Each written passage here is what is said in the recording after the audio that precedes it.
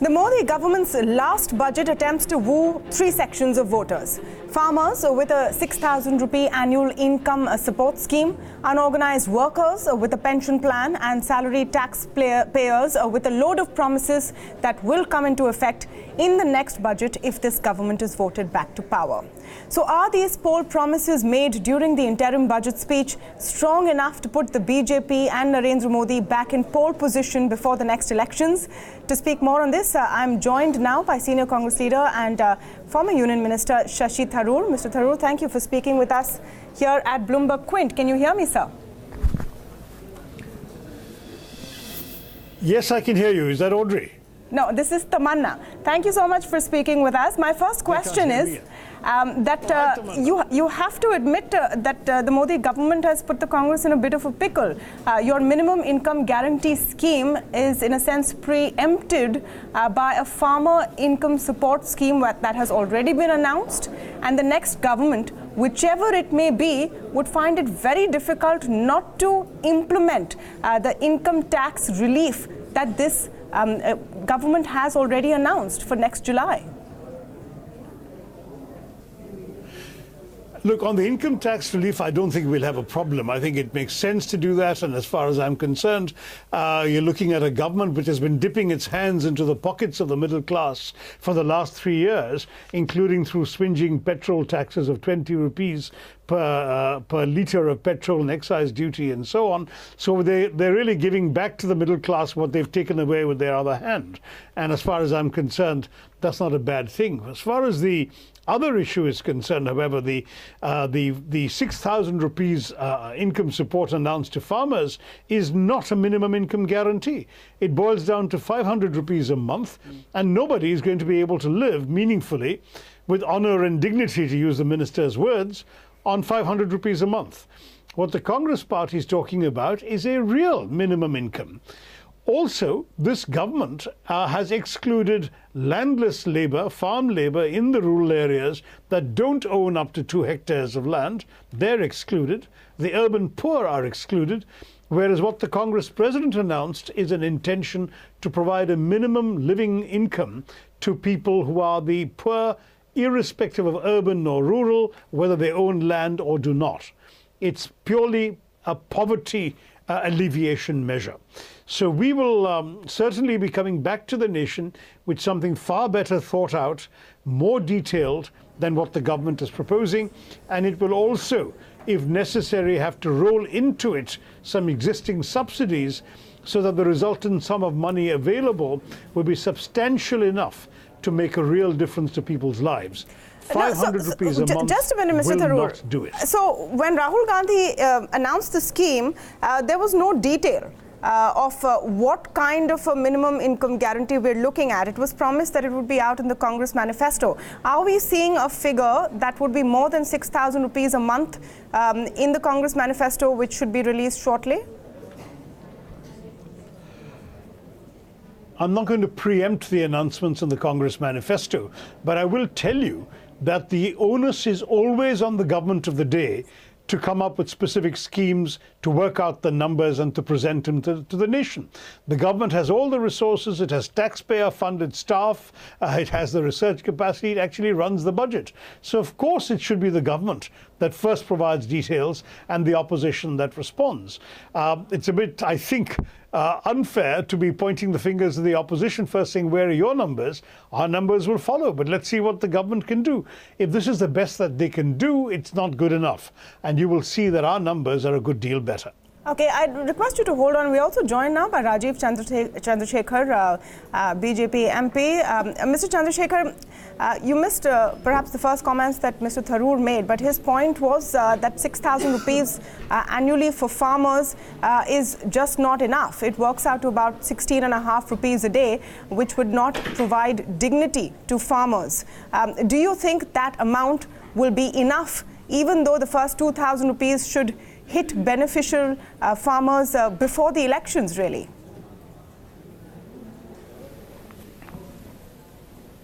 No, I think the Congress has latched on to this line without trying to understand or deliberately not understanding what this is about. This is an income support program. This is not an income program.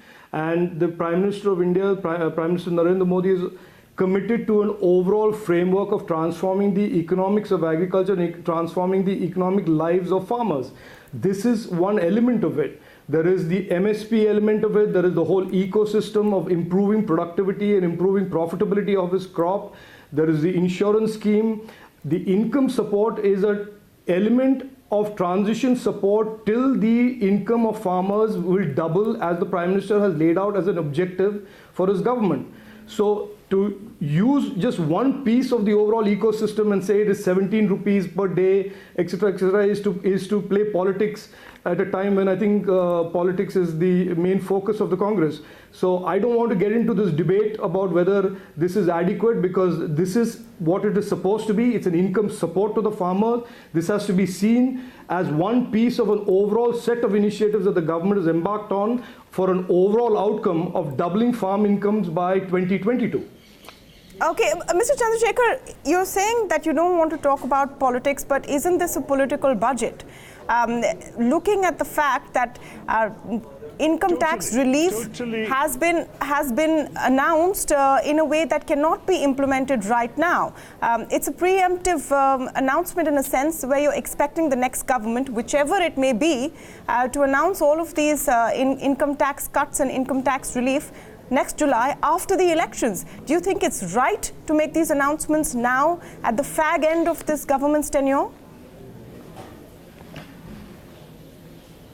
No, Sabala, I didn't want to discuss politics. I said I don't want to be baited into the Congress's politics of criticizing the budget. I will tell you what I believe is the strategy of the budget and what is the intentions of the government. It is the Congress's job to critique it and talk about it. But I believe, as I've said, this budget, and I've said this just before your program as well, this is not a budget that has to be seen as an election budget. This is the 6th budget of a 5-year term government, and this budget is not inconsistent with what the previous budgets have been. This budget is in continuum to the last 5 budgets. It has addressed the middle class, because the last 5 years the middle class has borne the brunt of the spending programs of the government for the poor in all of its schemes, and has done so, and the government has expanded this fiscal headroom and the fiscal capacity of the government without compromising on the fiscal consolidation goals and the fiscal prudence goals it had set for itself. So my point was that this is not an election budget or a political budget per se. Every budget is political. Every budget is, in a sense, part of a 5-year term of a government. And the 5-year term of a government is what goes to be discussed and decided by the electorate during elections. It's not one budget alone. Okay. Shashi Tharoor, I would like you to respond to the points that Rajiv Chandrasekhar is making. Let me respond to that, if I may, because there's something... Yeah. I would very much like to respond to that, because first of all, for Rajiv to suggest that farmer incomes can double by 2020, as the minister said, is laughable, since that was the very promise that was made at the beginning of the BJP government's tenure. And far from farmers' incomes doubling, they've actually suffered a loss in real terms. Actually, input costs have gone up and their income has gone down, which is why you're seeing a record level of farmer suicides. And a farmer about to commit suicide is not going to change his mind because of 500 rupees a month. Let's be very blunt about the cynicism implicit in this particular assurance of the government's. It is, as the minister spelled out, it is 6,000 rupees to be paid in 3 equal installments, the first one immediately, which means all this is about is sending 2,000 rupees of the taxpayers' money to farmers in time for them to cast their vote in the coming elections. It is the most blatantly cynical vote-gathering exercise and has little to do with any serious actuarial calculations. It has very little to do with providing a meaningful support to poor people in order to alter their life circumstances. It really is about sending 2,000 rupees in the next few weeks. Well, good luck to them. I hope that farmers have better sense than to be taken in by this gesture. Yes, Mr. Chandrasekhar, I see you want to respond to that. Tamanna, this is pretty funny, because the gentleman who's talking about cynicism should just rewind and go back to 2014, when his government did a 70,000 crore loan waiver on the election eve, got the fiscal deficit to spike to 6%, and did not believe that there was any cynicism at that stage. This step by this government is in contrast to what the Congress has done all its life, is a measured response to transforming the agricultural economy. And it's one step amongst a series of things it is doing over the last 5 years. Number one. Number two, the doubling of farm income goal was set out in 2017, not in 2014. Mr. Tharoor has obviously forgotten that little date. Number three, all of this is done, Tamanna, without upsetting the fiscal apple cart. And using Mr. Tharoor's favorite phrase of cynicism, 2014, in the name of the farmer, the then government destroyed the credit culture and destroyed any sense of fiscal prudence in the government. This government has spent 20,000 crores more this year for farmers, 75,000 crores next year for farmers, and still ends up with a fiscal deficit of 3.36 this year and 3.4 next year. That, in my humble opinion, and I'm not as erudite and intelligent as some people across the aisle, is, in my opinion, doing the right thing by the farmers and doing the right thing responsibly. Okay, I want to bring the focus back. As far as Okay, Mr. Tharoor, respond, and then I just want to move to other factors. But let me just respond on the fiscal. Yes. On the fiscal deficit numbers, the fact is that every single year, without exception in these 5 years, the government has missed its fiscal deficit numbers, its projected numbers, and shifted the goalposts the following year. So if you go back to Mr. Jaitley's budget speech in 2014, you would have seen us at 3% 2 years ago. We're now at 3.4, and the projection is that we are on course, says Mr. Goyal, to be at 3% in 2020, and I don't believe it for a minute. The point is, these things are said to convey a certain reassurance, and as a good Indian, I'm very happy that the world may or may not be reassured. But the truth is, if you just go on factcheck.in today, you will see the number of claims Mr. Goyal made in his speech that were either inaccurate, downright inaccurate, or grossly exaggerated. We've got to a point where people don't trust this government's numbers, and therefore to build a thesis of fiscal responsibility on numbers that are frankly not entirely trustworthy is also, I'm afraid, rather dubious. But I'm happy to leave it there, because we're never going to agree on this. Yes, Mr. which is why I want to move. Say is that absolutely, which is why I want to move to a broader question. Now, this budget, political or not, as Mr. Chandrasekhar is claiming, does come just weeks before the next election dates will be announced. And the question is, let's look at where the BJP government stands right now. And this question is for Rajiv Chandrasekhar. You've had a jobs data report leaked to a top business newspaper yesterday, which shows unemployment rates at the highest in 45 years. You have widespread farmer distress, which has hurt the party's prospects in the last 3 state elections in Madhya Pradesh, Chhattisgarh and Rajasthan. So you are tackling, unhappiness and the lack of achhe din, to put it in quotes, on several fronts. Do you think that enough was said and done in this budget? Will it suffice to announce a 10-point vision up to 2030 when you have to persuade voters to bring you back in just a couple of months? So Tamanna, you see, I don't have to necessarily, answer that question in any other way than say, look, you may disagree with my point of view, and Mr. Tharoor may disagree with my point of view. I think the point is that this will be played out in April, May of 2019. I am fairly confident so is my party, that what we have done, what Prime Minister Modi's government has delivered over the last 5 years, and yes, there have been mistakes, yes, there have been some problems, in sum would be something that the people of India would say is a much better deal than where the economy and the country was left in 2014 by the Congress. And yes, this marks also a good launch pad for the next coming decade in terms of high growth and prosperity for all. This is our contention, and it is not for me to persuade you or Mr. Tharoor about that. I think it is for the people of India to decide in April, May 2019. Mr. Tharoor, on the claim that at the end of 5 years, the Modi government stands better than UPA did at the end of its 5 years before the 2014 elections. And one of those big claims is that महंगाई की कमर तोड़ दी. The work done on inflation. Do you think that they have enough to go to the people? And of course, I trust that you will leave all the political rhetoric out of it and look at it dispassionately.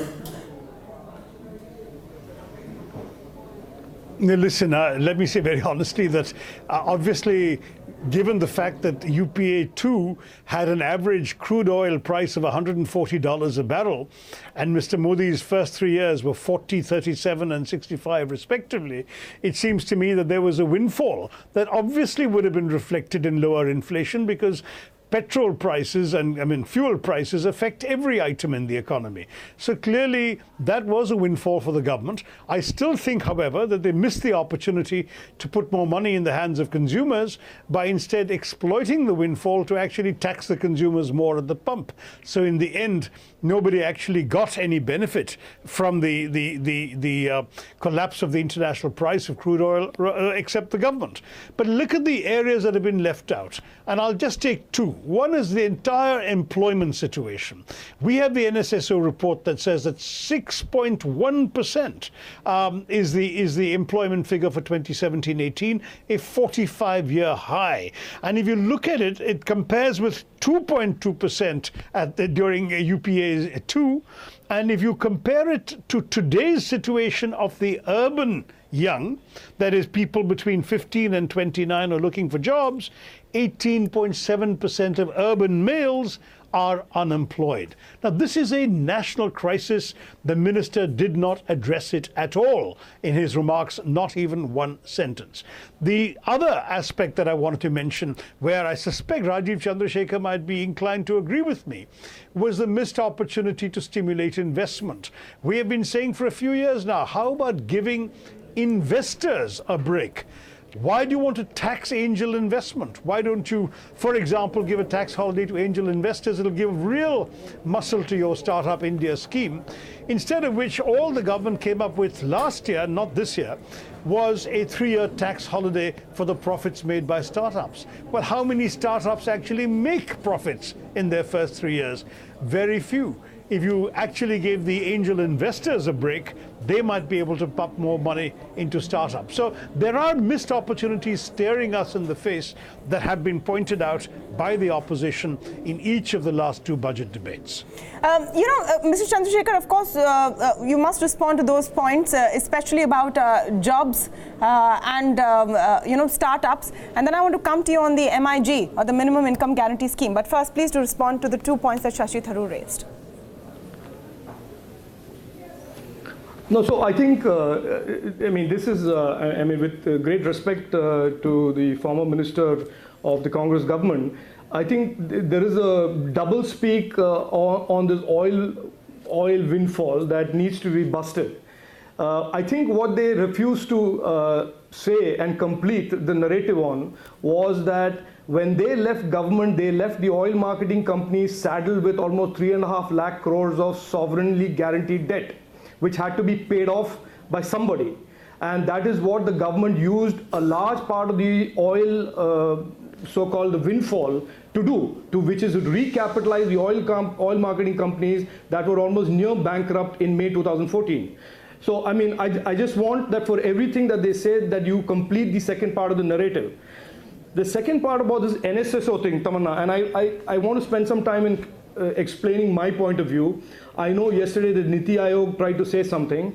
I wasn't particularly pleased with what they said. Yeah, I mean, just an aside, what was that press conference? That was a really weak defense. But, you know, anyway, you admit that as well, so do continue. Yeah. Anyway, so I mean, the NSSO survey, please understand, is a survey that was conducted right after DeMon and the GST, and it was in the midst of the GST. So it is obviously picked up in the informal sector, the chaos and the churn that was happening post DeMon in the short term and post GST in the short term. If you look at 2018 budget, that budget specifically talked about the need for transition support for the chaos and the disarray that was caused to the informal sector. Everybody knew that DeMon and GST would cause problems in the MSME sector and the informal sector. And budget 2018 addressed that. So I am not even contesting that the NSSO may have taken a snapshot of what was obviously a very chaotic situation after GST and DeMon. I'm not even arguing with that. But please understand one thing, to argue that that in a sense reflects overall job loss is to ignore the strong expansion of the formal sector with the EPFO data. The strong investment record of almost 12 lakh crores in infrastructure by the public sector alone in the last 4 years. And it's to ignore every other indicator that says that in the formal sector job increase is on the move. Now we must accept, and this is not political, that the data that we have is on the informal sector, which is what the NSSO is supposed to represent, is at best what a survey is. And you've heard of surveys being a sample. It depends on the sample set, it depends on the timing, it depends on many factors. And I'm not suggesting at all that the survey is wrong. But post that survey, a number of things have happened, including budget 2018 and now budget 2019, that are expressly targeting the informal sector. So I would argue here that the job picture is not as bleak as the Congress would like us to believe. You know, the problem with that survey story, Mr. Chandrasekhar, fine. I get your point. But the problem with that survey story was also the hesitant to release it. I don't say stories. Okay. The problem with the whole survey situation is the hesitance of the government to release that data. You had 2 members of the NSC who quit over that. And then the data happens to paint the government in an unflattering light. That is the question that you must pose to the government, and I think that's a legitimate question, saying why was that survey not released and why did these members quit? I think that's a legitimate question to be posed, and somebody should answer that in a better form that the NITI Aayog answered yesterday. Okay, Mr. Tharoor. The last point. Let me also say that while Rajiv. I just want to finish, Tamanna. That last point that Shashi mentioned was about investment. Yes, okay. Yes, Rajiv, do continue that point. Yeah. No, Shashi, no. I'm not conceding anything. This is not a game that we are playing about conceding, or this is not some, we are having a conversation. So I'm not conceding anything on what you said. Mr. Chandrasekhar, please continue. Please continue your investment point. Yes. Yeah, so no, I think Shashi Tharoor talked about investment. Now again, it is to gloss over the reality that in 2014, the main engine for investment in India, which is the credit delivery system, which is the banking system, was broken. You know it, Tamanna, 80% of capital that goes into investment in India is credit. Out of 80%, 70% is public sector banks. i.e. 56 to 60% of the total capital that goes to fuel economic activities in India was broken from May 2014. It is only now getting repaired. It is only now that credit in an organized manner is coming from the public sector banks back into the system. So if the investment was stalled on account of domestic investment, it was made up to a large extent by the consumption side of the economy, but there was a reason for why domestic investment stalled, and that reason was the broken banking system that was a gift from Shashi Tharoor's government to this government in May 2014. Your response to that, Mr. Tharoor? It still doesn't answer my question as to No, it still doesn't answer the point I made, which is that an opportunity has been missed to actually use the tax system to stimulate investment rather than to offer imaginary rewards for non-existent profits. But going back to Rajiv's point, he said that the National Sample Survey is undoubtedly right, but he said it was merely a picture of a particular time in the economy. The fact is he's right, but the causes he mentions, demonetization and the botched implementation of GST, were not acts of God. They were acts, self-inflicted wounds by this particular government. And therefore, the actual consequences being borne by the Indian citizen are consequences born of willful decisions taken by the government whose policies Mr. Chandrasekhar is defending. So my point is that, of course, demonetization causes damage. Of course, the botched, hasty and inept implementation of a multi-layered GST caused some damage. But who did that? It was the government of India that did it, and that's why they don't deserve a second chance. Finally, as far as the job situation is concerned, if you want to move beyond the NSSO, which you say is a snapshot of a particular time, let's look at the latest report of the All India Manufacturers Organization, which says that since 2016 November, 3.5 million jobs have been lost in India. That's a 2-year period they're talking about. 3.5 million jobs lost. So I'm afraid we're looking at, that's a very conservative figure, because you know the Center for the Monitoring of the Indian Economy actually put the figure at 11 million, 1.1 crore last year alone. So between the 3.5 of the All India Manufacturers Organization and the 11 million of the CMIE, we're looking at a colossal jobs crisis, and this government just refuses to face it. All right, this back and forth will continue, but I want to thank both Shashi Tharoor and Rajiv Chandrasekhar for a very sensible, sorted and pointed debate on whether this budget will give any impetus to the project that the BJP has launched to bring back Narendra Modi as Prime Minister for a second term. The final decision, of course, lies with you, the viewers and the voters. On the IVM Podcast app, along with this, we have a number of other shows which you think you'll enjoy. Listen to Cyrus Says with Cyrus Brocha as the host. Listen to Paisa Vaisa with Anupam Gupta. The Scene and the Unseen with Amit Verma, or Shunya One hosted by Shiladitya Mukhopadhyay and myself. Check out the IVM Podcast app to get more talk content that you will enjoy.